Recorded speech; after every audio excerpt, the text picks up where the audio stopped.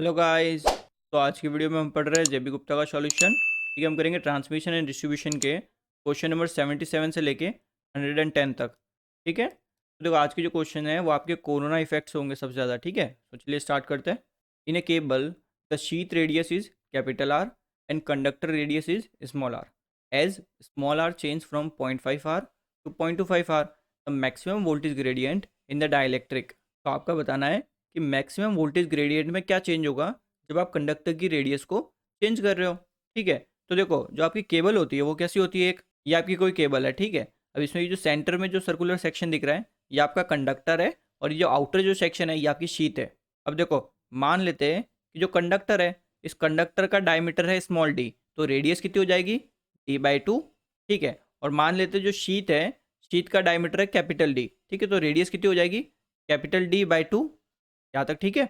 अब देखो जो वोल्टेज ग्रेडियंट होता है, ठीक है, यानी कि वोल्टेज ग्रेडियंट यानी जिसको जी से लिखते हैं। ठीक है, तो जी एट एक्स, ठीक है, किसी भी एक पोजीशन पे लिख रहा हूँ तो ये आपका होता है देखो अप्लाइड वोल्टेज डिवाइडेड बाय आपका एक्स। ठीक है, देन आपका log E capital D upon D. अब देखो मैं क्या करता हूँ, मेरे को वोल्टेज ग्रेडियंट लिखना है। देखो एक तो इस कंडक्टर की एकदम सरफेस पे, ठीक है, एक तो इस कंडक्टर की एकदम सरफेस पे, और एक ये जो शीट है इस शीट की सरफेस पे मेरे को वोल्टेज ग्रेडियंट लिखना है। ठीक है, तो देखो मैं क्या करूंगा, अगर मेरे को कंडक्टर की सरफेस पे लिखना है तो जी, ठीक है, कंडक्टर की सरफेस पे क्या लिखूंगा, सिंपल एक्स की जगह मेरा आ जाएगा सिंपल d/2।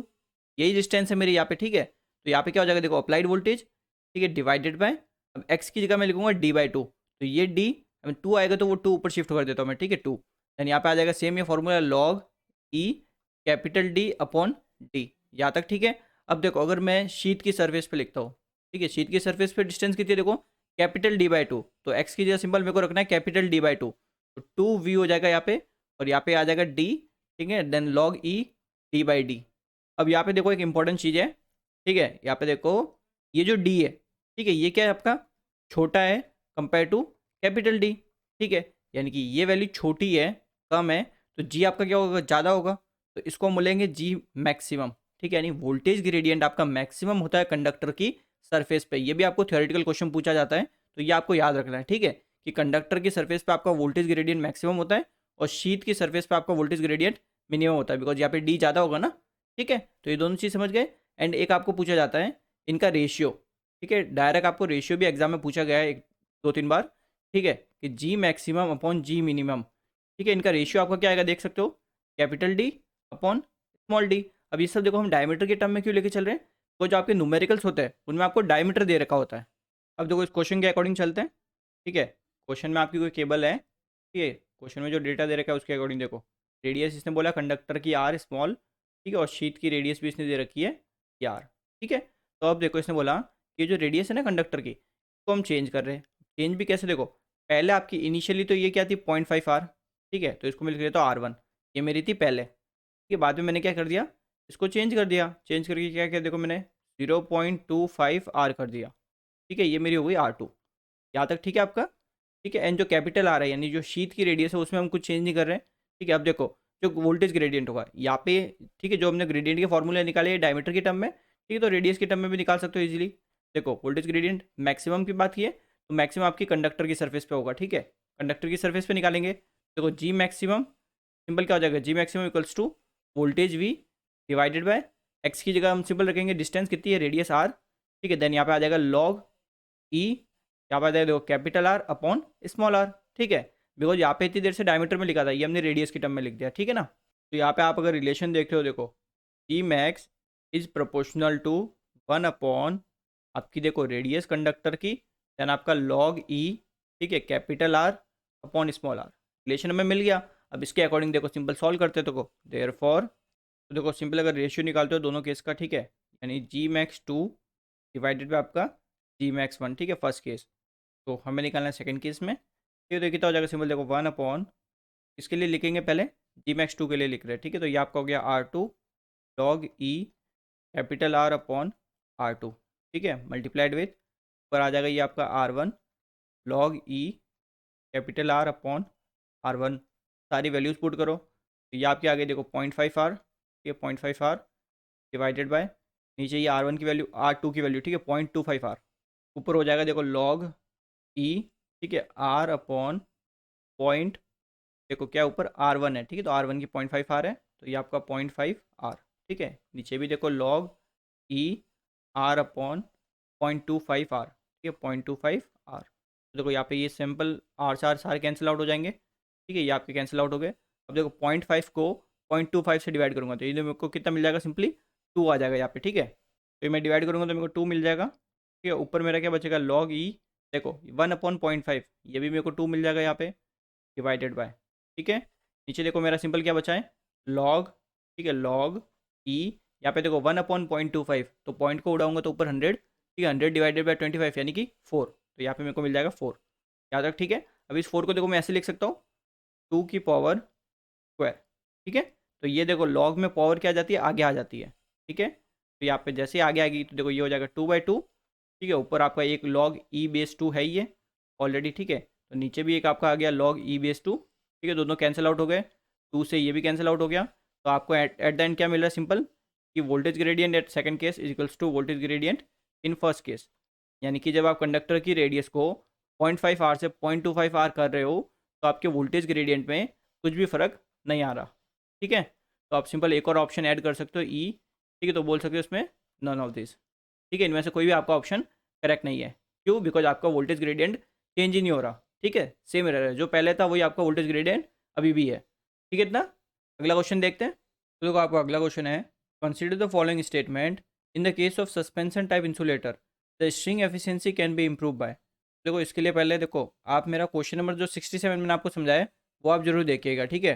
दैन अगर उसके बाद भी अगर आपके पास थोड़ा टाइम हो तो आप 74 से 76 तक जो आपके न्यूमेरिकल्स है, ठीक है, सस्पेंशन टाइप इंसुलेटर पे, वो आप करिएगा, ठीक है। उसके बाद देखो इस क्वेश्चन पे आइए, तभी आपको ये चीज़ समझ में आएगी, ठीक है, कि कैसे एक्चुअल में होता है।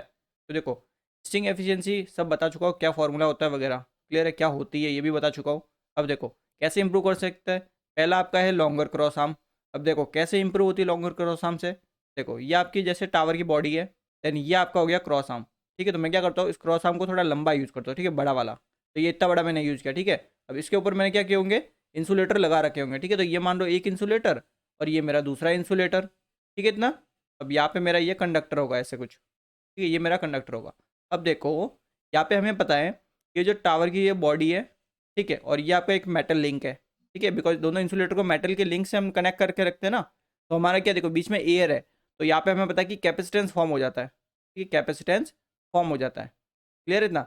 बट देखो हमने क्या किया, ये जो डिस्टेंस है ये आपने बढ़ा दी, ठीक है, यानी कि ये जो डिस्टेंस थी हमारी डी, ठीक है, ये हमने क्या कर दी, इंक्रीज कर दी। तो यहाँ से क्या होगा, अब ये जो सी डैश है, देखो जो कैपेसिटेंस होता है, ठीक है, ये आपका इनवर्स प्रोपोर्शनल होता है डिस्टेंस से, ठीक है, पैरेलल प्लेट कैपेसिटर पढ़ते हो ना, ई नॉट ए अपॉन डी होता है, ठीक है। तो ये आपने बढ़ा दिया, तो इससे क्या हुआ, आपका जो सी डैश है इसकी वैल्यू कम हो जाएगी अब, ठीक है। इससे क्या फ़र्क पड़ेगा, देखो यहाँ से करंट हमारा फ्लो होता है आई, ठीक है, इसमें से थोड़ा सा करंट आपका यहाँ पे चला जाता है जिसको हम लिखते हैं स्मॉल आई, ठीक है, बाकी बचा करंट हमारा यहाँ पे आता है I1, ठीक है।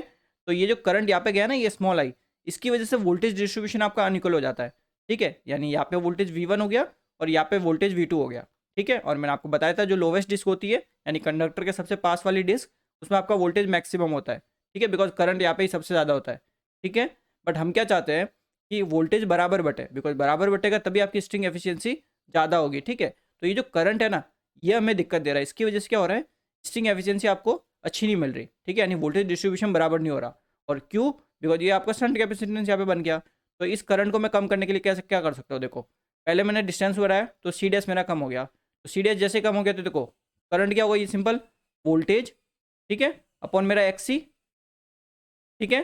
तो एक्स सी क्या होता है, 1/ओमेगा सी, यानी वोल्टेज ओमेगा सी डैश। तो सी डैश को मैंने कम कर दिया, तो ये करंट भी अब क्या हो गया मेरा, कम हो गया, यानी इस आई डैश, ये जो स्मॉल आई है इसकी वैल्यू कम हो गई। तो अब क्या होगा, ज़्यादा से ज़्यादा करंट मेरा जो ऊपर वाला जो इंसुलेटर है वहाँ तक पहुँचेगा, यानी दोनों ऐसा बोल सकते हैं कि अप्रोक्सीमेट ऊपर वाली डिस्क और नीचे वाली डिस्क में एट ऑलमोस्ट बराबर करंट जाएगा, ठीक है, बोल सकते हैं ऐसे, ऑलमोस्ट बराबर करंट जाएगा।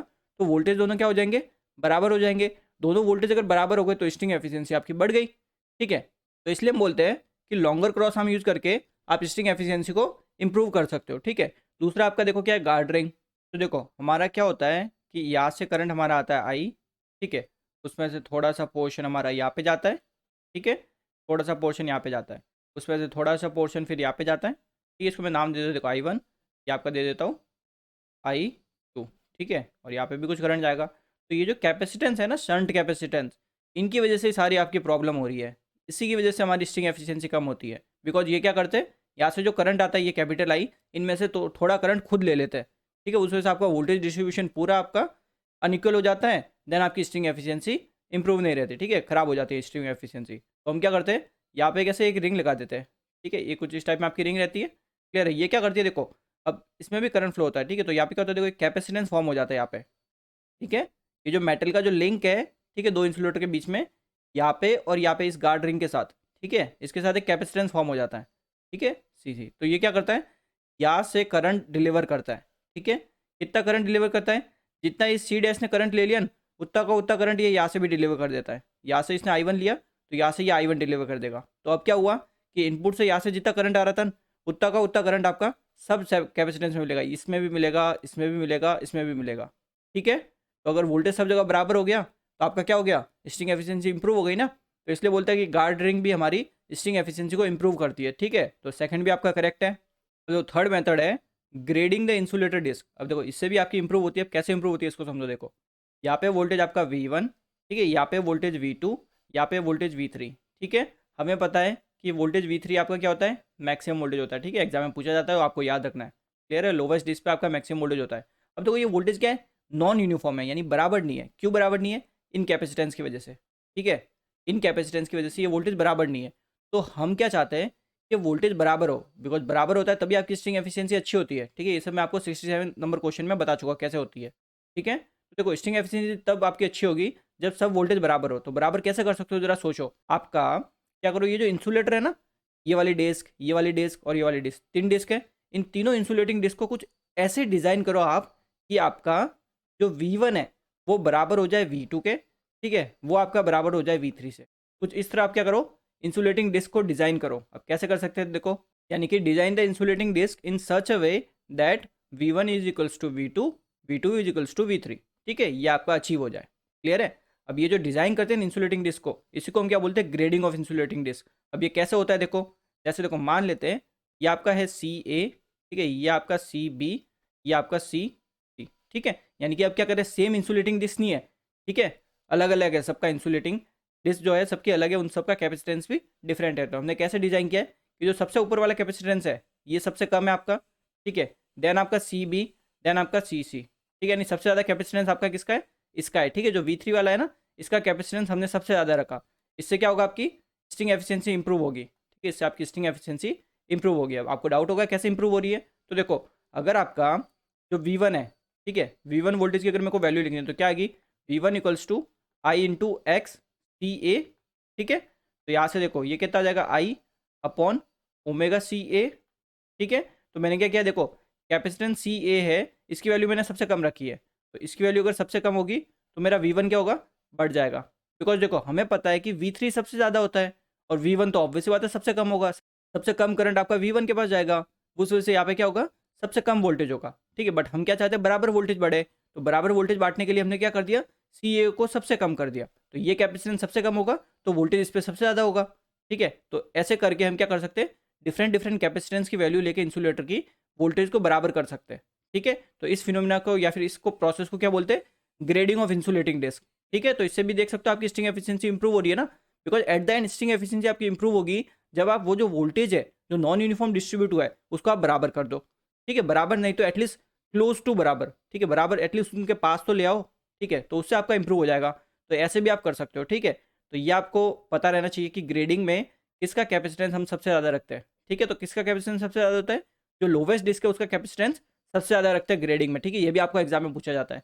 रिड्यूसिंग द क्रॉस आर्म, ये तो है नहीं, बिकॉज हम क्या करते हैं, लॉन्गर क्रॉस आर्म से आपका कम होता है, ठीक है, रिड्यूस करने से नहीं होगा। तो simple first second third correct हुआ, तो यानी कि आपका A option correct answer, clear है। देखो इतना डिटेल में एकदम मैं समझा चुका आपको, ठीक है, अब तो आपको समझ में आ ही गया होगा। अभी भी समझ में नहीं आया तो पहले आप क्वेश्चन नंबर 67 जरूर देखिएगा, ठीक है। The ratio of puncture voltage to flash over voltage of a line insulator is, ठीक है। तो ये भी मैंने आपको लास्ट लेक्चर में समझाया था। देखो आपने कोई इंसुलेटर डिज़ाइन किया, ठीक है, जिसकी लिमिट है अप टू 33 kV, ठीक है, यानी 33 kV तक वो आपका ऑपरेट हो सकता है। अब अगर इससे ज़्यादा वोल्टेज होगा तो क्या होगा, जो आपका इंसुलेटर है उसके आसपास की जो एयर होगी वो क्या हो जाएगी, आयनाइज्ड हो जाएगी, और एयर अगर आपकी आयनाइज्ड हो गई तो उससे क्या होगा, इंसुलेटर में एक लीकेज करंट फ्लो होने लगेगा। तो इंसुलेटर में जब लीकेज करंट फ्लो होने लगता है तो इंसुलेटर जो होता है वो अपनी इंसुलेटिंग प्रॉपर्टी खोने लगता है, ठीक है, यानी वो लूज करने लगता है अपनी इंसुलेटिंग प्रॉपर्टी, ठीक है। तो फ्लैश ओवर तो वो वाला वोल्टेज होगा जहाँ पे आपका इंसुलेटर क्या करे, अपनी इंसुलेटिंग प्रॉपर्टी लूज करना स्टार्ट कर दे, ठीक है। और पंचर वोल्टेज वो वाला वोल्टेज होगा जहाँ पे इंसुलेटर अपनी सारी इंसुलेटिंग प्रॉपर्टी खो दे, ठीक है। तो सिंपल क्या होगा, ऑब्वियस बात है पंचर वोल्टेज ज़्यादा होगा, ठीक है, यानी पूरी प्रॉपर्टी उसने खो दी तो ज़्यादा वोल्टेज पे ही तो खोएगा, ठीक है। तो पंचर वोल्टेज हमेशा ज़्यादा होता है फ्लैश ओवर वोल्टेज से, तो इसलिए बोलेंगे इनका रेशियो क्या होगा, हमेशा मच ग्रेटर देन 1, ठीक है। उनको डिफाइन करें तो आप ये कर सकते हो ऐसे, ठीक है। ये ऑलरेडी मैं आपको लास्ट लेक्चर में समझा चुका था। द इंसुलेटर में फेल ड्यू टू, इंसुलेटर आपका फेल किस वजह से हो सकता है। अब देखो पहला पॉइंट तो सबसे मेन जो इंसुलेटर होता है ये आपके मोस्टली बने होते हैं पोर्सलिन के, ठीक है, पोर्सलिन के इंसुलेटर बने होते हैं। अब देखो पोर्सलिन में अगर कोई क्रैक वगैरह आ जाए तब भी इंसुलेटर फेल हो सकता है, पोर्सलिन से जो आपने इंसुलेटर बनाया है उसमें अगर कोई डैमेज हो जाए तब भी आपका फेल हो सकता है, ठीक है। फ्लैश ओवर मैंने बता दिया क्या होता है, इससे भी हो सकता है डैमेज, शॉर्ट सर्किट से हो सकता है, ठीक है, डिपोजिशन ऑफ डस्ट से हो सकता है, यानी क्या बोलेंगे, any of the above. The purpose of guard ring in transmission line is to, ठीक है, क्या पर्पज होता है, ऑलरेडी डिटेल में समझा चुका हूँ गार्ड रिंग कैसे होती है, कैसे काम करती है वगैरह, ठीक है। तो सिंपल क्या बोलेंगे, reduce the earth capacitance of the lowest unit, ठीक है, ये ऑप्शन आपका करेक्ट आंसर। बिकॉज देखो जो लोवेस्ट यूनिट होती है ना, आप जैसे देखो ये आपका ऐसे कुछ आप कैपेसिटेंस बनाते हो, ठीक है, तो यहाँ पे आपकी ये गार्ड रिंग होती है, ठीक है, ये आपका शंट कैपेसिटेंस, तो देखो ये डिस्टेंस आपकी सबसे कम होती है, ठीक है। तो सबसे ज़्यादा ये आपका इसका ही इफेक्ट क्या करता है, रिड्यूस करता है, ठीक है। बिकॉज यहाँ पे आपकी बाद में ये डिस्टेंस थोड़ी डी बढ़ जाती है, ठीक है, यहाँ पे थोड़ी ये डी आपकी इंक्रीज हो जाती है, तो इतना ज़्यादा इफेक्ट नहीं पड़ता, सबसे ज़्यादा इफेक्ट आपका इस लोवेस्ट वाली पर ही पड़ता है, ठीक है। अगला देखो, द यूज ऑफ गार्डरिंग, गार्डरिंग क्या करता है, सिंपल इक्वलाइज करने को ट्राई करता है, ठीक है, वोल्टेज, क्या बोलेंगे, equalize the voltage division between insulating disc, ठीक है। तो ये ऑप्शन आपका करेक्ट आंसर। कोरोना इज, ठीक है, तो कोरोना आपका क्या होता है, कंप्लीट ब्रेकडाउन ऑफ एयर, ठीक है, यानी कि अब देखो जो बचे हुए क्वेश्चन जो आपके हैं ना ये सारे आपके कोरोना इफेक्ट बेस्ड है, ठीक है। तो मैं पहले क्या करता हूँ, आपको जो कोरोना इफेक्ट होता है ना ये आपको एक बार अच्छे से समझा देता हूँ, फिर क्वेश्चन हमारे फटाफट हम कर देंगे, ठीक है। बिकॉज देखो मोस्टली को यही नहीं पता कि कोरोना होता क्या है, ठीक है। अब सबको पता है कि कोरोना इफेक्ट में हम पढ़ते हैं कि हिसिंग नॉइस होती है, अब मोस्टली को यही नहीं पता कि हिसिंग नॉइस हो कैसे रही है, ठीक है। तो ये सब पहले चीज़ें समझ लेते हैं, उसके बाद हम क्वेश्चन पे आएंगे। तो देखो ये जो वर्ड है कोरोना, ठीक है, यानी ये जो वर्ड आया ना आपका कोरोना, इस वर्ड का लिटरल मीनिंग क्या होता है, देखो आपका जो सन है ना उस सन के अराउंड एक ग्लोइंग रिंग होती है, ठीक है, यानी बेसिकली एक रिंग बनती है जो चमकती है बेसिकली, तो वो उस रिंग को हम क्या बोलते हैं, कोरोना, ठीक है। तो यही ऐसी ही एक रिंग हमारी ये आपकी पावर सिस्टम बोल सकते हो या फिर ट्रांसमिशन सिस्टम में भी बनती है वायर के अराउंड, तो उससे हमने इसको बोल दिया कोरोना इफेक्ट, ठीक है। अब आपकी सप्लाई होती है डीसी और एसी, तो पहले आप डीसी के लिए समझ लो, एसी के लिए तो फिर आपका ईजी हो जाएगा, ठीक है। तो देखो डीसी में क्या रहता है, आपके दो कंडक्टर होते हैं डीसी में, तो सिंपल एक आपका पॉजिटिव कंडक्टर, एक आपका नेगेटिव कंडक्टर होगा, ठीक है। अब देखो ये जो कंडक्टर है, ठीक है, दोनों कंडक्टर है आपके दो, अब देखो इनके चारों तरफ क्या होगी, आपकी एयर होगी, हवाई तो होगी ना, और क्या होगा, ठीक है, ओवरहेड सिस्टम है ना, तो एयर होगी, ठीक है। अब एयर में देखो आपकी यूवी रेज होती है, ठीक है, कॉस्मिक रेज होती है, रेडियो एक्टिविटी ऑफ सॉइल होती है, यानी कि सॉइल आपकी जो मिट्टी है, मिट्टी के पार्टिकल्स भी तो आपके एयर में होते हैं, ठीक है। अब सन से जो रेज आ रही है उसमें से यूवी रेज भी तो होती है आपकी, ठीक है, कॉस्मिक यानी स्पेस से जो रेज आ रही है वो भी तो होती है, तो ये सारी चीज़ आपकी एयर में होती है, ठीक है। तो ये सब एयर में होने की वजह से क्या होता है, इन तीनों की वजह से एयर में पहले से ही कुछ आयनाइज पार्टिकल प्रेजेंट होता है, ठीक है। आयनाइज पार्टिकल बोलने का मतलब होता है देखो फ्री इलेक्ट्रॉन हो गए आपके, पॉजिटिव आयंस हो गए आपके, एंड न्यूट्रल मॉलिक्यूल्स हो गए, ठीक है चीज़।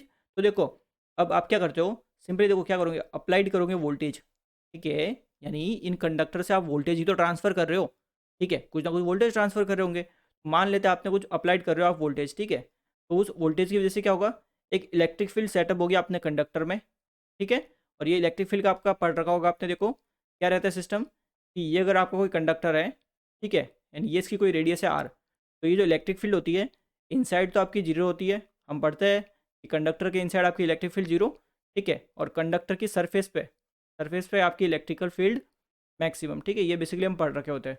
तो देखो इलेक्ट्रिक फील्ड अगर सेटअप हो गई तो ऑब्वियस सी बात है आपका कुछ ना कुछ वोल्टेज ग्रेडियंट भी सेटअप होगा, ठीक है चीज़। वोल्टेज ग्रेडियंट मतलब, ग्रेडियंट बोलने का मतलब होता है अगर कोई क्वांटिटी आपकी डिस्टेंस के साथ वेरी होती है तो वो आपका ग्रेडियंट होता रहता है, ठीक है। जैसे कि देखो आपका पोटेंशियल ग्रेडियंट है, इसकी यूनिट क्या लिखते हो आप, किलो वोल्ट पर सेंटीमीटर, ठीक है। तो आपका देख सकते हो पोटेंशियल यानी वोल्टेज आपका डिस्टेंस के साथ वेरी हो रहा है, तो इसलिए हम इसको बोलते हैं पोटेंशियल ग्रेडियंट, ठीक है जी। तो देखो वोल्टेज को बढ़ाओगे तो एक इलेक्ट्रिक फील्ड सेटअप होगी। बेसिकली वोल्टेज अगर आपने अप्लाइड किया तो इलेक्ट्रिक फील्ड तो सेटअप होगी ना कंडक्टर में, ठीक है। यानी इस कंडक्टर में एक इलेक्ट्रिक फील्ड तो आपकी सेटअप होगी, ठीक है। मान लो ये कोई इलेक्ट्रिक फील्ड सेटअप हुई है, ठीक है। अब देखो इस इलेक्ट्रिक फील्ड की वजह से क्या होगा, ये आपके जो फ्री इलेक्ट्रॉन्स है, ठीक है, एयर में आपके फ्री इलेक्ट्रॉन्स प्रेजेंट है, तो इस इलेक्ट्रिक फील्ड की वजह से ये फ्री इलेक्ट्रॉन्स क्या करेंगे, कुछ एनर्जी गेन करेंगे, ठीक है। कुछ एनर्जी मिलेगी आपके फ्री इलेक्ट्रॉन्स को। अब जैसे इनको एनर्जी मिल गई वो क्या हो जाएंगे, मूव होना स्टार्ट कर देंगे, यानी मूव होंगे ना अपनी पोजीशन से, यानी वो क्या करेंगे, एसेलरेशन करेंगे, यानी एसेलरेट होना स्टार्ट हो जाएंगे। अब देखो आप अगर वोल्टेज को, ठीक है, यानी पहले आप मान लेते हैं कि आपकी कितने 20 kV की ट्रांसमिशन आई थी, यानी 20 kV आप डीसी में ट्रांसफर कर रहे थे, ठीक है, ट्रांसमिशन हो रहा था, बट आपने क्या किया, उसको बढ़ा दिया, ठीक है। अगर वोल्टेज अगर आपने बढ़ाया है तो ऑब्वियस बात है कंडक्टर के अराउंड जो इलेक्ट्रिक फील्ड होगी वो भी बढ़ेगी, ठीक है।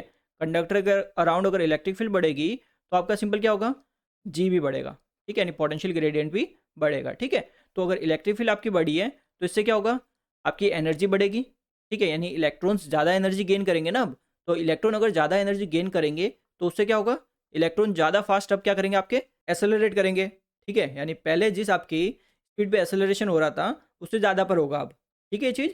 तो अब देखो एक ऐसा पॉइंट आएगा, ठीक है, इस वोल्टेज की एक ऐसी पर्टिकुलर वैल्यू आएगी जब आपका क्या होगा, जो जी है, ठीक है, पोटेंशियल ग्रेडियंट, इसकी वैल्यू जब आपकी 30 kV, ठीक है, 30 kV पर सेंटीमीटर, ये आपकी हो गई पीक वैल्यू, ठीक है, पीक वैल्यू।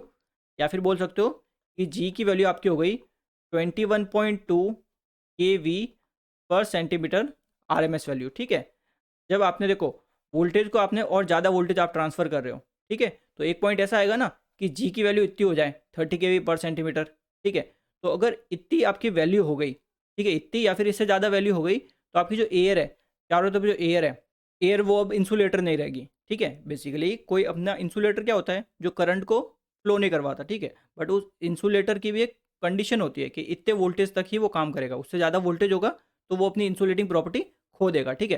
यानी इससे ज़्यादा अगर आपका वोल्टेज हो गया, यानी पोटेंशियल ग्रेडियंट हो गया एयर का, ठीक है, तो आपका सिंपल वो एयर एक इंसुलेटर की तरह बिहेव नहीं करेगी। ये चीज़ क्लियर है आपकी। तो यहाँ पे क्या होगा, देखो जैसे अगर इससे ज़्यादा हो जाती है, ठीक है, मान लेते हैं इससे ज़्यादा हो गई है, तो अब देखो क्या होगा, इस एयर में आपके फ्री इलेक्ट्रॉन्स है, ठीक है, जो कि आपके मोशन में, ठीक है, एसेलरेट कर रखे इधर उधर घूम रहे, ठीक है। तो मान लेते हैं ये कोई इलेक्ट्रॉन है मेरा, ठीक है। अब देखो यहाँ पे मैं मान लेता हूँ कोई मेरा न्यूट्रल मॉलिक्यूल है, ठीक है, बताया ना मैंने कि एयर में न्यूट्रल मॉलिक्यूल भी होगा, तो ये मेरा कोई न्यूट्रल मॉलिक्यूल है। अब इलेक्ट्रॉन आपका एसेलरेट हो गया, अब जैसे इससे ज़्यादा होगा, ठीक है, यानी आपका पोटेंशियल ग्रेडियंट 30 kV पर सेंटीमीटर से ज़्यादा होगा या फिर इसके इक्वल होगा, तो ये इलेक्ट्रॉन इतनी ज़्यादा एनर्जी गेन कर चुका होगा कि ये सीधा यहाँ पे जाके इसके बॉम्बार्ड हो जाएगा, ठीक है, यानी इससे सीधा इसके ऊपर टकरा जाएगा, ठीक है। इस पर टकराएगा तो क्या होगा, ये सिंस आपका एक न्यूट्रल मॉलिक्यूल है तो ये आपका एक तो इलेक्ट्रॉन को रिलीज करेगा, ठीक है, एक या एक से ज़्यादा भी हो सकता है, क्लियर है, और एक आपका आयन को रिलीज करेगा। ये चीज़ आपकी क्लियर है, यानी कि इलेक्ट्रॉन इसके ऊपर बॉम्बार्ड हुआ न्यूट्रल मॉलिक्यूल के ऊपर, ठीक है, और इस इलेक्ट्रॉन में इतनी ताकत थी, यानी इतनी एनर्जी इसने गेन कर दी थी, इतना फोर्स हो गया इसका कि सीधा इसने एक इलेक्ट्रॉन को डिसलॉज करवा दिया, यानी इस न्यूट्रल मॉलिक्यूल से एक इलेक्ट्रॉन बाहर निकलवा दिया, ठीक है चीज़। तो देखो अब ये इलेक्ट्रॉन क्या करेगा, ठीक है, ये जो इलेक्ट्रॉन है ना, ये इलेक्ट्रॉन मान लेते हैं यहाँ पे कहीं पे एक और न्यूट्रल मॉलिक्यूल था मेरा, तो ये इलेक्ट्रॉन फर्दर इससे आपका टकराएगा, ठीक है, इससे टकराएगा तो आपका एक और इलेक्ट्रॉन प्रोड्यूस होगा और एक और आपका पॉजिटिव आयन प्रोड्यूस होगा। यहाँ तक आपका ठीक है। तो यानी आपका क्या हो रहा है, इलेक्ट्रॉन और पॉजिटिव आयंस बन रहे हैं, ठीक है, कंटिन्यूसली बनते जाएंगे। तो ये प्रोसेस आपका कैसा हो गया, एक क्यूमुलेटिव प्रोसेस हो गया, यानी ये चीज़ चलती रहेगी, ठीक है आपकी। तो यहाँ से आप क्या समझोगे, देखो आपका जो पॉजिटिव कंडक्टर है, ठीक है, ये पॉजिटिव कंडक्टर है, तो अब क्या होगा, देखो जितने भी आपके इलेक्ट्रॉन्स बनेंगे यहाँ पे, वो इलेक्ट्रॉन सारे आपके इस पॉजिटिव कंडक्टर के अराउंड ऐसे इकट्ठे हो जाएंगे, ठीक है, बिकॉज पॉजिटिव आपका नेगेटिव को अट्रैक्ट करेगा ना, तो सारे इलेक्ट्रॉन यहाँ पे इकट्ठे हो गए, तो बेसिकली क्या हुआ, एक रिंग बन गई, ठीक है, ये किसकी रिंग है, रिंग ऑफ इलेक्ट्रॉन्स, आपके इलेक्ट्रॉन्स की रिंग बन गई पॉजिटिव कंडक्टर के अराउंड। यहाँ तक ठीक है आपका।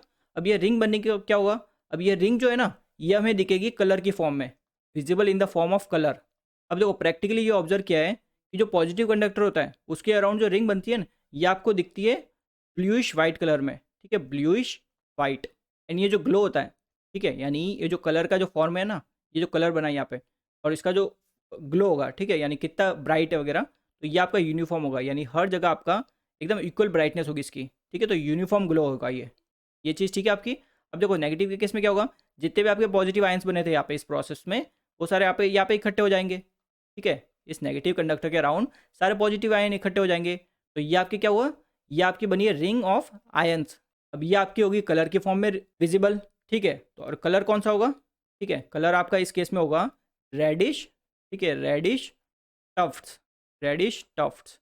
टफ्ट्स का मतलब क्या होता है, देखो सिंपल, ये जो ग्लो बनेगा ना, यानी देखो इस कंडक्टर में, पॉजिटिव कंडक्टर में मैंने क्या बताया, यूनिफॉर्म ग्लो होगा, यानी हर जगह बराबर ब्राइटनेस होगी। बट नेगेटिव के केस में आपका स्पॉटी ग्लो बनेगा, स्पॉटी ग्लो। स्पॉटी ग्लो बोलने का मतलब होता है देखो कि कहीं पे तो ज़्यादा ब्राइटनेस होगी और कहीं पे कम ब्राइटनेस होगी इस रिंग की, ठीक है। अब ऐसा क्यों हो रहा है, बिकॉज देखो यहाँ पे क्या आपके पॉजिटिव है, ठीक है, ये आपका पॉजिटिव, ये आपका पॉजिटिव, ठीक है, यानी पॉजिटिव हो गए ना सारे तरफ। तो जो न्यूट्रल है मॉलिक्यूल है, अब जरूरी थोड़ी है सारे न्यूट्रल मॉलिक्यूल सेम ही हो, ठीक है, कुछ डिफरेंट भी होंगे, ठीक है। तो उसमें से जो पॉजिटिव आयन निकलेंगे वो भी डिफरेंट होंगे। तो पॉजिटिव आयन अगर डिफरेंट होंगे तो किसी का वेट, इसका वेट डिफरेंट होगा, इसका वेट डिफरेंट होगा, ठीक है। तो उस वजह से क्या हो रहा है, कलर भी डिफरेंट बन रहा है। और जहाँ पे वेट ज़्यादा वहाँ पे बेसिकली स्पॉट, यानी कि एक पॉइंट पे ज़्यादा ग्लो हो रहा है, एक पॉइंट पे कम ग्लो हो रहा है, तो उस वजह से यहाँ पे क्या होता है, स्पॉटी ग्लो होता है। बट यहाँ पे पॉजिटिव कंडक्टर के केस में क्या है, सारे इलेक्ट्रॉन ही है और सारे इलेक्ट्रॉन का वेट बराबर होता है, ठीक है, इनमें कोई फर्क नहीं होगा। तो उस वजह से एकदम आपका यूनिफॉर्म ग्लो बनता है। तो ये भी आपको याद रखना है, कौन सा कलर बनता है दोनों कंडक्टर्स में, कैसा ग्लो होता है, ये भी आपको याद रखना है। तो फर्दर इसके कुछ देखो डिसएडवांटेज देखते हो तो क्या है, देखो पहला डिसएडवांटेज, यहाँ से इसमें आपका देखो जो इनपुट से जो पावर आ रही है, जो पावर आप ट्रांसफर कर रहे हो कंडक्टर के थ्रू, उसमें आपका लॉस होता है। अब पूछोगे लॉस कैसे हो रहा है, ये गेन, ये जो एनर्जी इलेक्ट्रॉन ने गेन की है ना, ये कहाँ से गेन की है, ये आपके इनपुट से ही तो आई है, ये एनर्जी आपकी इनपुट से आई है। तो इनपुट से आपने ये एनर्जी ली है, तो इनपुट से एनर्जी ली, इसका मतलब क्या हुआ कि लॉस हुआ ना, तो यहाँ पे ये आपका लॉस हुआ है, ठीक है। तो पावर लॉस ये इसी वजह से होता है आपका पावर लॉस, ठीक है। और आपका क्या होगा, ओजोन बनेगा। ओजोन कैसे बनेगी, देखो यहाँ पे जो पार्टिकल है, मान लेते हैं न्यूट्रल मॉलिक्यूल, ठीक है, न्यूट्रल मॉलिक्यूल कुछ भी हो सकता है, ऑक्सीजन ही हो सकता है, O2, ठीक है। अब उसका अगर ब्रेकडाउन होगा तो उससे आपका O3 फॉर्म होगा, ठीक है, रिएक्ट होके। तो ओजोन का आपका देखो प्रोडक्शन होगा इसमें, कोरोना में, क्लियर है। अब अगर देखो, अगर आपका स्टॉर्मी वेदर हो गया, यानी आपकी मान लेते हैं बारिश हो गई या फिर तूफान वूफान आ गया, ठीक है, तो उस टाइम क्या होगा, चार्ज कैरियर जो होंगे एयर में, अभी फिलहाल ये जो इलेक्ट्रॉन्स वगैरह थे, ये क्या होंगे, इनकी क्वांटिटी बढ़ जाएगी, ठीक है, स्टॉर्मी वेदर में, यानी जो चार्ज कैरियर है आपके एयर में वो बढ़ जाएंगे। अगर वो बढ़ गए तो अब जो कोरोना, यानी ये जो रिंग बनेगी ना, ये बहुत कम वोल्टेज पे ही बन जाएगी, ठीक है चीज़। तो ये सारी आपकी हो गई डीसी सप्लाई के केस में, ठीक है। अब देखो एसी में भी फटाफट समझ लेते हैं। अब देखो डीसी का पूरा समझ गए कॉन्सेप्ट, ठीक है। अब देखो एसी में क्या रहता है, देखो जब आपकी एसी सप्लाई होगी तो मान लेते कोई सिंगल फेज है, ठीक है, तो सिंगल फेज में देखो एक आपका फेज कंडक्टर होगा, ये आपका कोई आपका फेज कंडक्टर है, और एक आपका न्यूट्रल कंडक्टर होगा।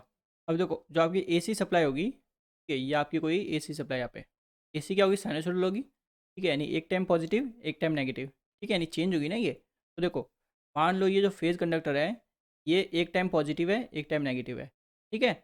जब आपका देखो ये फेज़ कंडक्टर पॉजिटिव होगा तब क्या होगा, यहाँ पे जो भी आपके इलेक्ट्रॉन्स होंगे, ठीक है, अब कैसे फॉर्म होते हैं वो सब मैं आपको डीसी में समझा चुका हूँ, ठीक है। तो ये जो इलेक्ट्रॉन फॉर्म होंगे इस पॉजिटिव की वजह से क्या होंगे, अट्रैक्ट हो जाएंगे, ठीक है। बट थोड़े टाइम बाद ये फेज़ कंडक्टर क्या हो जाएगा, नेगेटिव हो जाएगा। तो जैसे ही नेगेटिव होगा तब क्या होगा, आपका ये इलेक्ट्रॉन रिपेल हो जाएगा। तो यहाँ पे आपने नोटिस किया क्या हो रहा है, देखो एक बार आपका अट्रैक्शन हो रहा है, ठीक है, एक बार आपका रिपल्शन हो रहा है, एक बार आपका अट्रैक्शन हो रहा है, एक बार आपका रिपल्शन हो रहा है, ठीक है। ये क्या होगा, कंटिन्यूसली चलता जाएगा, अट्रैक्शन रिपल्शन, ठीक है। तो ये आपका है attraction and repulsion between charge carrier या फिर बोल सकते हो इलेक्ट्रॉन। तो देखो इस अट्रैक्शन और रिपल्शन की वजह से क्या होगा, एक नॉइज़ प्रोड्यूस होगी, उस नॉइज़ को ही हम क्या बोलते हैं, हिसिंग नॉइज़ बोलते हैं।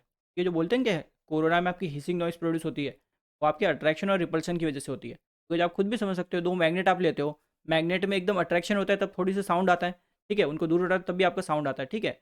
ये आपका हिसिंग नॉइस इस वजह से आता है, ठीक है, अट्रैक्शन और रिपल्शन की वजह से। यहाँ तक चीज़ क्लियर है। अब देखो ये जो प्रोसेस हुआ आपका फेज कंडक्टर पे हुआ, सेम आपका न्यूट्रल में भी यही प्रोसेस होता है, यानी अट्रैक्शन रिपल्शन, अट्रैक्शन, ठीक है, देन रिपल्शन, ठीक है। तो दोनों कंडक्टर्स पे आपका क्या हो रहा है, सेम प्रोसेस हो रहा है। जबकि आप जब डीसी में देखते हो तो क्या हो रहा है, एक कंडक्टर पे तो आपके इलेक्ट्रॉन्स इकट्ठे हो रहे हैं और एक कंडक्टर पे आपके आयन्स इकट्ठे हो रहे हैं, तो दोनों पे डिफरेंट प्रोसेस हो रहा है। उस वजह से क्या बन रहा था, डिफरेंट कलर बन रहा था। बट यहाँ पे सेम प्रोसेस है, तो दोनों कंडक्टर में जो रिंग बनेगी, ठीक है, वो आपकी सेम कलर की होगी। और जो आपका कलर होता है वो कौन सा होता है, वो आपका वॉयलेट कलर होता है, ठीक है, वॉयलेट कलर।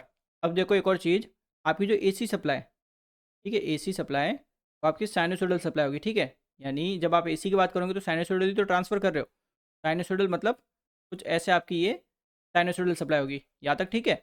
बट अब हमें पता है ये जो एयर है ना, यहाँ पे एयर में बेसिकली सब समझा चुका कैसे होगा आयनाइज वगैरह, ठीक है। जब आपका जी की वैल्यू इक्वल टू 30 kV, ठीक है, पर सेंटीमीटर, ये होगी तभी आपका ये सब प्रोसेस होगा, ठीक है। तो देखो इसके लिए कुछ पर्टिकुलर वोल्टेज की वैल्यू होगी, ठीक है। तो देखो मान लो कहीं पे यहाँ पे, ठीक है, ये पॉइंट, एंड नीचे हम मान लेते हैं कहीं पे यहाँ पे, ठीक है। यानी इस पॉइंट से जब आपका वोल्टेज ज़्यादा होगा तभी आपका पोटेंशियल ग्रेडियंट 30 kV या 30 kV पर सेंटीमीटर से ज़्यादा होगा, ठीक है। यानी इससे नीचे ये जी की वैल्यू हमेशा 30 kV से कम होगी, तो कम होगी तो कोरोना फॉर्म नहीं होगा, यानी कोरोना आपका सिर्फ इस इतने पर्टिकुलर पोर्शन के लिए ही फॉर्म हो रहा है, ठीक है। नेगेटिव में भी समझ सकते हो, सिर्फ इतने से पोर्शन के लिए आपका कोरोना क्या हो रहा है, फॉर्म हो रहा है, ठीक है। तो ये क्या हो रहा है बेसिकली बोल सकते हो कि ये आपका कोरोना अकर हो रहा है यहाँ पे कितने से टाइम के लिए। तो ये क्या एकदम स्मॉल टाइम है, ठीक है, यानी बहुत कम टाइम के लिए आपका कोरोना फॉर्म हो रहा है, ठीक है। तो इससे क्या होगा, देखो आपकी जो सप्लाई है उस सप्लाई में देखो उस सप्लाई का कुछ पार्ट के लिए कोरोना फॉर्म हो रहा है, कुछ पार्ट के लिए कोरोना फॉर्म नहीं हो रहा, ठीक है। तो इस वजह से क्या होगा, आपकी जो सप्लाई है ना उस सप्लाई में आपके थर्ड हार्मोनिक इंड्यूस हो जाएंगे, एंड जब आपके देखो जैसे ही थर्ड हार्मोनिक इंड्यूस हो गए तो ये हार्मोनिक्स की वजह से क्या होगा, जो आपकी अगर नियर बाय कम्युनिकेशन लाइन्स हैं उनमें आपका इंटरफेरेंस होता है, ठीक है। तो इस हार्मोनिक्स की वजह से क्या होगा, cause interference with the near by communication line. And देखो अब ये जो कोरोना आपका फॉर्म होता है, ठीक है, यानी ये जो रिंग फॉर्म होगी ना, ठीक है, ये आपको नेक डाई से नहीं दिखेगी, यानी ये कहीं पे कोरोना बना है आप उसको देख रहे हो तो आपको दिखेगा नहीं, ठीक है। तो इसके लिए एक डिवाइस यूज होता है, वो आपका होता है स्ट्रोबोस्कोप डिवाइस, ठीक है, स्ट्रोबोस्कोप डिवाइस, ठीक है। ये आपको याद रखना है नाम, ये भी आपको पूछा जाता है, ठीक है। ये आपका डिवाइस है जो यूज़ करते हैं हम कोरोना को ऑब्जर्व करने के लिए, ठीक है चीज़। तो ये आपकी हो गई कोरोना से रिलेटेड जितनी चीज़ें हो सकती थी, ठीक है। बाकी जो चीज़ें बच गई वो फॉर्मूले वगैरह वो हम क्वेश्चंस आएंगे उनमें सीख लेंगे, ठीक है। चलिए क्वेश्चंस देखते हैं अब। Which of the following statement is true regarding corona, ठीक है। तो देखो जो आपका कोरोना होता है ये आपका देखो ये आपका होता है लोअर देन ब्रेकडाउन वोल्टेज पर, ठीक है, लोअर देन ब्रेकडाउन वोल्टेज, यानी ये ऑप्शन आपका करेक्ट आंसर है। Consider the following statement regarding corona, it cause radio interference, तो एकदम सही है, ठीक है। थर्ड हार्मोनिक की वजह से क्या होता है, इंटरफेरेंस होता है। इट एटेनुएट लाइटनिंग सर्ज, एटेनुएट का मतलब होता है कि बोल सकते हो कम करना, ठीक है, उनकी स्ट्रेंथ को कम करना। तो देखो ये आपका कोई कंडक्टर होता है, ठीक है। तो कोरोना में क्या होता है, एक यहाँ पे एक रिंग बन जाती है, ठीक है, इस टाइप में चार्ज कैरियर की एक रिंग बन जाती है, ठीक है। तो यहाँ पे अगर कोई जैसे मान लेते हैं ये कोई क्लाउड है, ठीक है, ये कोई आपका बादल है, तो इससे क्या है कि देखो बिजली यानी लाइटनिंग, लाइटनिंग अगर गिरेगी, ठीक है, तो इस लाइटनिंग की जो स्ट्रेंथ है वो कम हो जाएगी कंडक्टर तक जब पहुँचेगी। क्यों, बिकॉज ये जो आपकी कोरोना रिंग बनी है, ठीक है, ये क्या होगी एक तरह से प्रोटेक्शन का काम कर रही है, इस कंडक्टर को प्रोटेक्ट कर रही है, ठीक है, इस लाइटनिंग सर्ज से। इसलिए क्या बोलेंगे, इट एटेनुएट लाइटनिंग सर्जेस, ठीक है। तो ये एक आपके कोरोना का एडवांटेज भी है, ठीक है। तो ये आपको पूछा भी जाता है बहुत एग्जाम में। इट कॉज पावर लॉस, तो पावर लॉस भी कॉज करता है, ठीक है। बिकॉज इलेक्ट्रॉन्स एनर्जी गेन कहाँ से करते हैं, इनपुट से लेते हैं वो एनर्जी, ठीक है। Because energy can neither be created not be destroyed. It is more prevalent in the middle conductor of a transmission line employing flat conductor configuration, ठीक है। तो कंडक्टर के शेप पे भी ये चीज़ आपकी बहुत डिपेंड करती है, क्लियर है। बिकॉज देखो सर्कुलर कंडक्टर हम इसलिए यूज़ करते हैं बिकॉज उसमें क्या रहता है, आपका कोरोना ईजिली फॉर्म नहीं होता। बट आप अगर फ्लैट कंडक्टर लोगे, ठीक है, फ्लैट मतलब कुछ इस टाइप का आपका कंडक्टर होगा, तो इसके जो नुकीले जो है, ठीक है, तो शार्प जो पॉइंट है यहाँ पे आपका कोरोना पहले हो जाएगा, ठीक है, यानी लोअर वोल्टेज पे ही आपका कोरोना हो जाएगा, ठीक है। तो इसलिए क्या बोलेंगे, फर्स्ट सेकंड थर्ड फोर्थ चारों करेक्ट है, तो सी ऑप्शन आपका correct answer. Corona is accompanied by, ठीक है, तो कोरोना को हम कैसे पता कर सकते हैं, देखो वॉयलेट विजिबल डिस्चार्ज होगा डार्कनेस में, ठीक है, हिसिंग साउंड होगा, पावर लॉस होगा, ओजोन होगा, वाइब्रेशन होगा, वाइब्रेशन कैसे, अट्रैक्शन और रिपल्सन की वजह से वो वाइब्रेशन होंगे, ठीक है ना। रेडियो इंटरफेरेंस होगा, तो क्या बोलेंगे, all of the above. Ozone effect can be detected by presence of ozone detected by order, यानी स्मेल से, ऑर्डर का मतलब होता है स्मेल, ठीक है। स्मेल से आप पता कर सकते हो कि ऑर्डर, ऑर्डर से पता चल जाएगा कि वहाँ पे ओजोन फॉर्म हुई है कि नहीं हुई है, ठीक है। हिसिंग साउंड से पता चल जाएगा, यानी अगर हिसिंग साउंड आ रही है इसका मतलब क्या हुआ कि कोरोना वहाँ पे बना है, और कोरोना बना है तो ऑब्वियस बात है ओजोन भी प्रोड्यूस हुई होगी, ठीक है। तो इससे भी पता चल जाता है। फेंट luminous glow of bluish colour, यानी जो कलर है उसके फॉर्मेशन से भी हमें पता चल जाता है कि ओजोन वहाँ पे प्रोड्यूस हुई है कि नहीं हुई, ठीक है। तो क्या बोलेंगे, all of the above. Corona loss increases with, यानी कोरोना लॉस आपका किसके साथ इंक्रीज होता है, ठीक है। तो ये पूछा है, तो सिंपल देखो जो मेन मेन फॉर्मूले होते हैं वो देख लो पहले। देखो ये आपका होता है क्रिटिकल डिस्रप्टिव वोल्टेज, ये आपका होता है critical visual voltage. Critical disruptive voltage मतलब वो वाला voltage minimum phase to neutral voltage at which corona starts to appear, यानी कोरोना आपका बनना स्टार्ट हो जाता है, क्लियर है। और क्रिटिकल विजुअल वोल्टेज नाम से समझ दो क्या है, विजुअल, विजुअल मतलब ये वो वाला वोल्टेज है जहाँ पे आपको कोरोना दिखना स्टार्ट हो जाए, वो आपका होगा क्रिटिकल विजुअल वोल्टेज। तो ये तो आप समझ गए होंगे कि विजुअल वोल्टेज हमेशा ज़्यादा होगा डिसरप्टिव वोल्टेज से, ठीक है चीज़। और डिसरप्टिव वोल्टेज अगर हमें चाहिए, हम चाहते हैं कि हमारा ना कोरोना लॉस ना हो, ठीक है, तो हमें डिसरप्टिव वोल्टेज क्या चाहिएगा, ज़्यादा से ज़्यादा चाहिएगा। जितना ज़्यादा होगा डिसरप्टिव वोल्टेज, उतना ईजिली आपका कोरोना फॉर्म नहीं होगा, ठीक है। तो यहाँ पे देखो, ये आपका होता है पावर लॉस का फॉर्मूला कोरोना में, ठीक है। इसमें भी डिपेंड करता है टॉमी वेदर है या फिर फेयर वेदर है, ठीक है। इनके जो फॉर्मूलेज वगैरह है, जो आपका डेटा होता है कोरोना से रिलेटेड, उसकी मैं पीडीएफ की लिंक आपके डिस्क्रिप्शन में दे दूंगा, वहाँ से आप डाउनलोड कर लेना, ठीक है। तो यहाँ से देखो, एक चीज़ तो पता चल गई, फ्रीक्वेंसी अगर बढ़ेगी, ठीक है, तो आपकी कोरोना पावर लॉस बढ़ेगा। तो इसने बोला है ना कि कोरोना लॉस इंक्रीजेज, तो इंक्रीज क्या होगा, increase with increase in frequency, ठीक है ये चीज़। तो फ्रीक्वेंसी तो हमारी इंक्रीज होने वाली है ना, तो देखो आपका, देखो ये आपका इंक्रीज इन फ्रीक्वेंसी, ठीक है। और क्या ऑप्शन है, देखो डिक्रीज इन सप्लाई फ्रीक्वेंसी, तो ये तो आपका होगा ही नहीं यहाँ तक, ठीक है।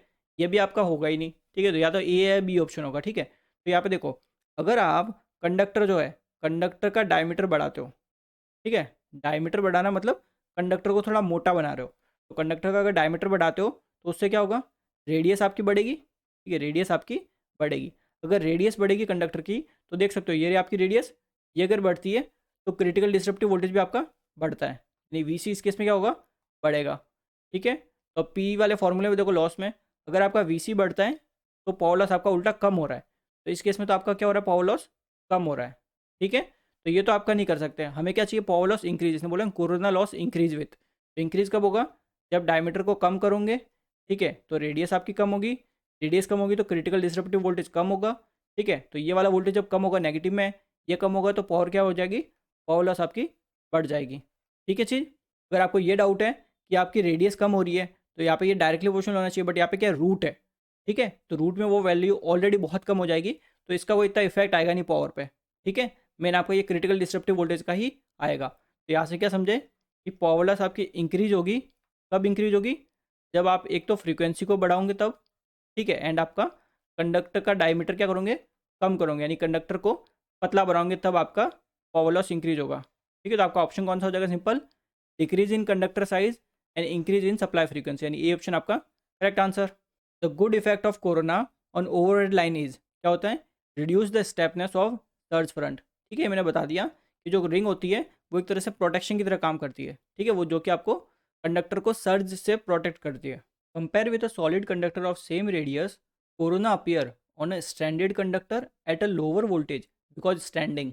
अब देखो आपका, देखो कंडक्टर, देखो एक आपका तो सॉलिड कंडक्टर, सॉलिड मतलब कुछ इस टाइप का, ये आपका हो गया सॉलिड कंडक्टर, ठीक है, ये आपका पूरा क्या है, solid conductor.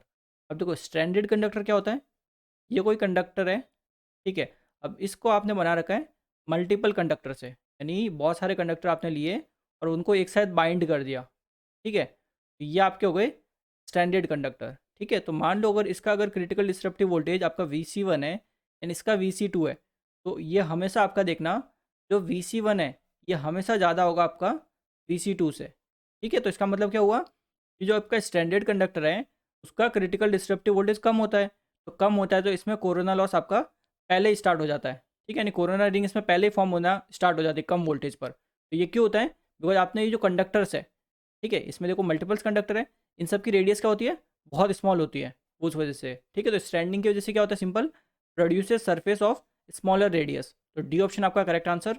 Corona loss can be reduce bye, ठीक है, तो ये आप रिड्यूस कर सकते हो एक तो होलो कंडक्टर से, ठीक है, एक आप बंडल कंडक्टर से, ठीक है।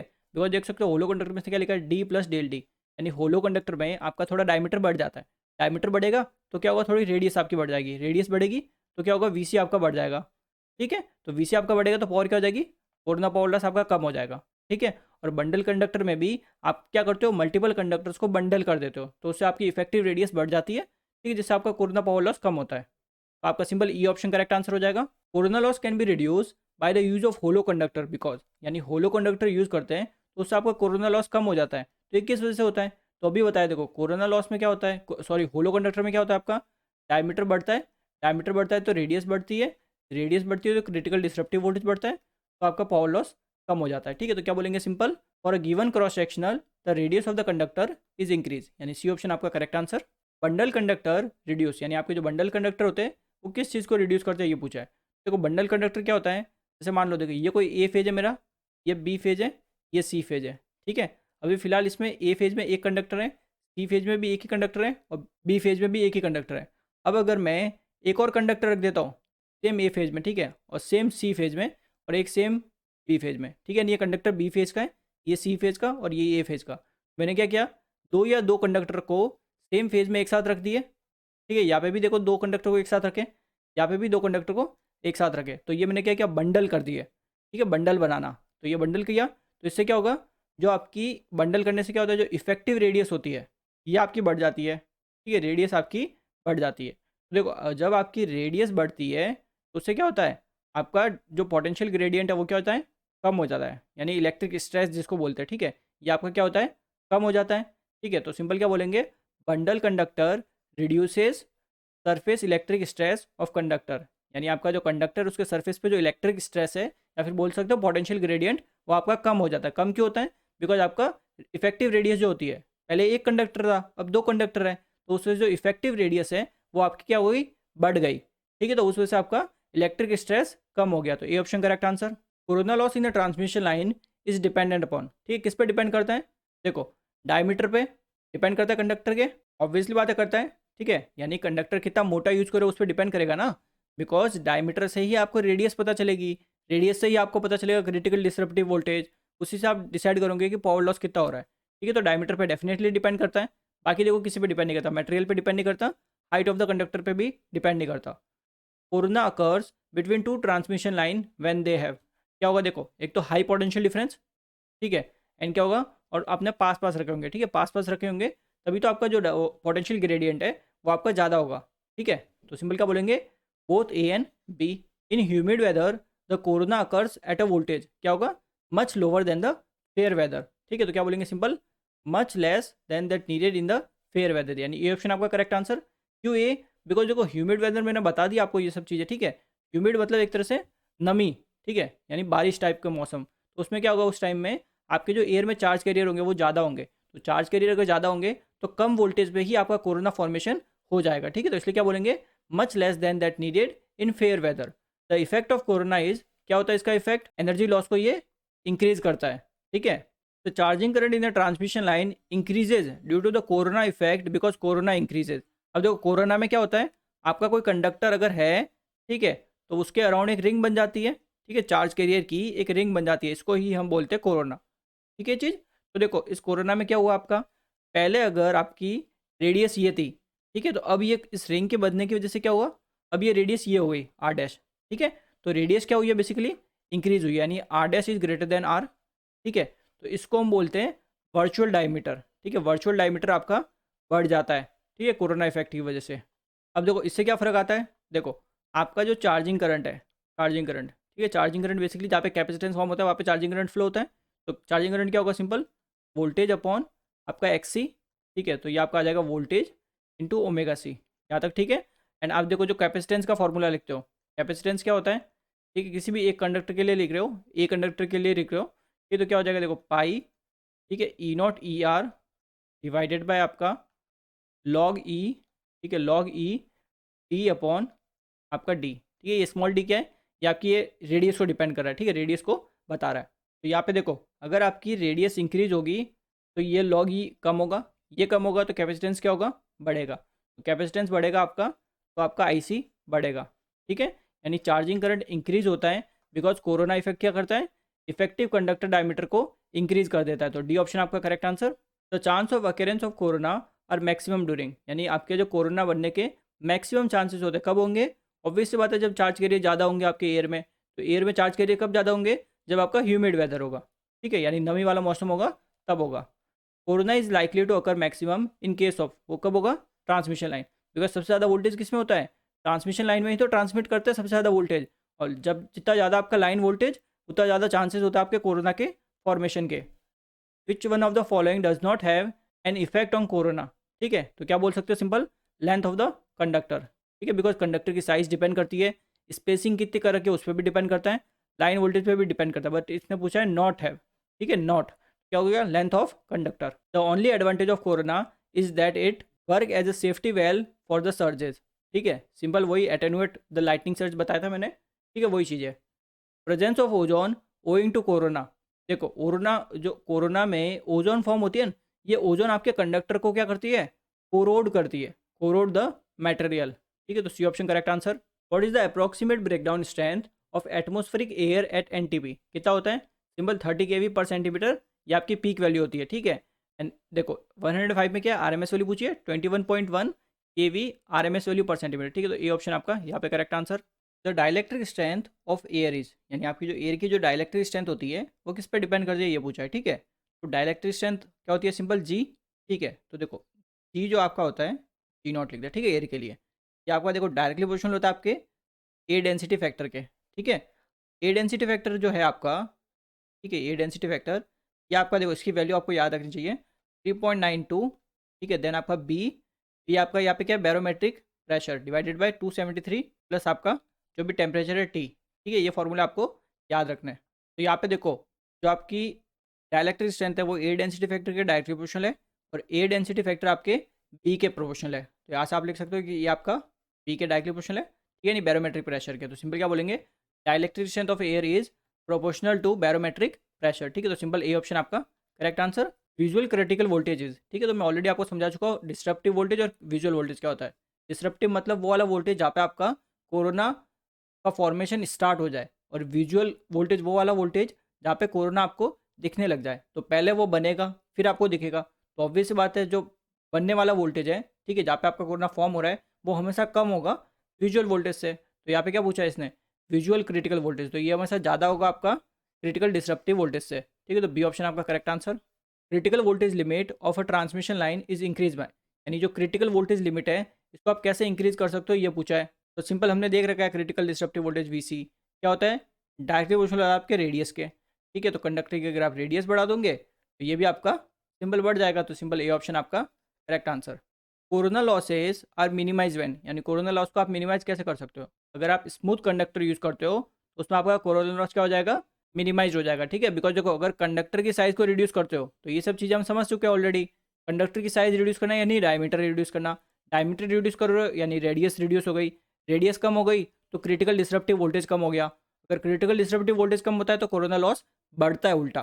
ठीक है, तो साइज़ रिड्यूस करके तो आपका लॉस कम हो ही नहीं सकता। सिंपल क्या हो सकता है, अगर कंडक्टर आप स्मूथ वाले यूज़ करो, स्मूथ सरफेस वाले, तो उसमें आपका रिड्यूस हो जाएगा कोरोना लॉस। ठीक है, तो corona loss on a particular system at 50 hertz is 1 kilowatt per kilometer per phase. What is the corona loss at 60 hertz in kilowatt kilometer per phase? ठीक है, तो देखो 50 हर्ट्ज पे हमें दे रखा है ऑलरेडी। ठीक है, 50 हर्ट्ज पे हमें कोरोना लॉस दे रखा है, एंड हमें बोला है कि 60 हर्ट्ज पे बताइए क्या होगा ये। ठीक है, ये लॉस आपका 60 हर्ट्ज पे क्या होगा यही पूछा है हमें। ठीक है, तो ऑलरेडी देखो मैंने आपको सारे फॉर्मूले लिखवा चुका हूँ मैं। ठीक है, तो उस फॉर्मूले हमने देखा था, एक कोरोना लॉस वाला फॉर्मूला भी देखा था। तो हमने क्या देखा था कि जो कोरोना लॉस है ये आपका डिपेंड करता है, ठीक है, फ्रीक्वेंसी प्लस 25। ठीक है, ये आपका रिलेशन रहता है, ये हमने ऑलरेडी पढ़ चुका है। ठीक है, और अगर आपको फॉर्मूले चाहिए सारे तो आप सिंपल डिस्क्रिप्शन में जाके PDF डाउनलोड कर सकते हो। ठीक है, तो यहाँ से देखो सिंपल इसको अगर करते हो देखो PC2 डिवाइडेड बाई PC1। ठीक है, तो इसको ये क्या हो जाएगा, simple F2 plus 25, F2 plus 25 divided by आपका F1 प्लस 25। ठीक है, यही रहेगा। अब यहाँ पे PC2 क्या है मेरा, ये आपका PC2 है और ये आपका PC1 है। ठीक है, यहाँ पे 50 हर्ट्ज जो है ये आपकी F1 फ्रीक्वेंसी है, और 60 हर्ट्ज जो है ये आपकी F2 फ्रीक्वेंसी है। सिंपल सारा डेटा पुट करो। ठीक है, तो यहाँ से देखो PC2 इक्वल्स टू कितना आ जाएगा, देखो F2 मेरा कितना है, F2 है मेरा 60 हर्ट्ज, 60 प्लस 25 कितना हो जाएगा, सिंपल 85। तो ये आपका आ गया 85 डिवाइडेड बाय F1 कितना है 50, 50 प्लस 25 ये हो जाएगा आपका 75 मल्टीप्लाइड विथ आपका PC1, PC1 कितना है 1, तो ये आपका 1 आ गया। ठीक है, यहाँ तक। तो इसको जब आप सॉल्व करते हो तो जो आपको PC2 मिलता है, PC2 तो ये आपका आ जाएगा 1.13। ठीक है, यूनिट क्या हो जाएगी, किलोवाट पर किलोमीटर पर फेज। ठीक है, यूनिट सेम रहेगी, यूनिट भी आपके एग्जाम के लिए इंपॉर्टेंट है। ठीक है, आपका सिंपल आंसर क्या हो जाएगा, सी ऑप्शन आपका करेक्ट आंसर। तो ये रिलेशन आपके एग्जाम के लिए इंपॉर्टेंट है। ठीक है, बिकॉज देखो कोरोना में डिफरेंट डिफरेंट फार्मूला है, तो कभी कभार ये मेंशन भी कर देता है कि कौन सा फार्मूला यूज़ करना है। ठीक है, तो उस फार्मूले के अकॉर्डिंग आपके रिलेशन निकलेंगे। क्लियर है चीज़ ये। तो आज के लिए बस इतना ही करेंगे, बाकी क्वेश्चन हम अगली वीडियो में करेंगे। Thank you very much.